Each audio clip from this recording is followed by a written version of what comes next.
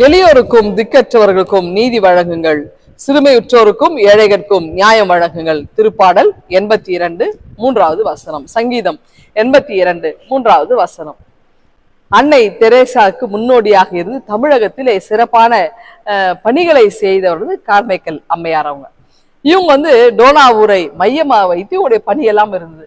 இந்த குழந்தைகள் மத்தியில, அதாவது திக்கற்ற ஆதரவற்ற குழந்தைகளுக்கு இவங்க அன்பு கரம் நீட்டி அவங்கள அழகாய் வழி நடத்தினாங்க. நட்சத்திர கூட்டம் அப்படின்னு ஒரு ஸ்தாபனத்தை நிறுவி அநேக குழந்தைகளை அந்த இடத்த வச்சு என்ன செய்யறாங்கனாக்கா, அவங்களுக்கு உணவு, ஒரே மாதிரியான உடை எல்லாம் அவங்களுக்கு கொடுத்து நல்ல ஒரு கல்வியை கொடுத்து அவங்கள வாழ்க்கையில ஒரு நல்ல ஒரு அந்தஸ்தை கொண்டு வந்த பெருமை எம்மி கார்மைக்கல் அம்மையாருக்கு சேருங்க. அவங்கதான் அழகாய் இப்படி யாரெல்லாம் கைவிடப்பட்ட நிலையில இருக்கிறாங்களோ இந்த திக்கற்றவர்களை எல்லாம் அவர்கள் ஆதரித்தாங்க.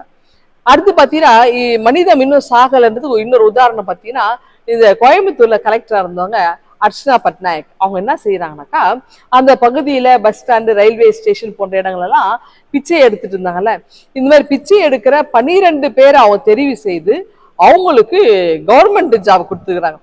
இது எவ்வளவு பெரிய விஷயம் இல்லையா? அப்படின்னா அதான் வேலை கிடைக்குமான்னு இருக்கிறவங்களுக்கு ஒரு அரசு பணியே கொடுக்குறாங்க.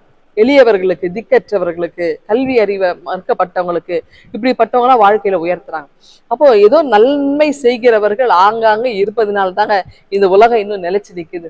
அப்ப ஆண்டவராக இயேசு கிறிஸ்துவோட எளிய மக்கள், திக்கற்றவர்கள் அவங்க வாழ்க்கையில ஏற்றம் காண வேண்டும் என்பதற்காகத்தான் அவர் பாடுபட்டு உழைத்தார். அவர் செல்லுமிடமெல்லாம் மக்களை வழி நடத்தினார்.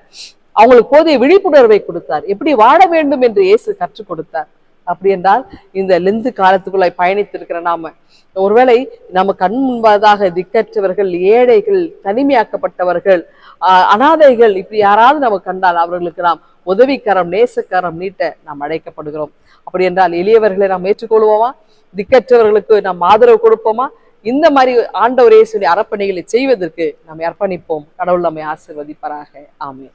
எங்கள் அன்பின் ஆண்டவரே, திக்கற்றவர்களையும் எளியோரையும் நாங்கள் ஏற்ற அன்பு செய்ய எங்களுக்கு கிருபை தாரும். மீட்பரே ஜெபிக்கிறோம் எங்கள் அன்பின் கடவுளே.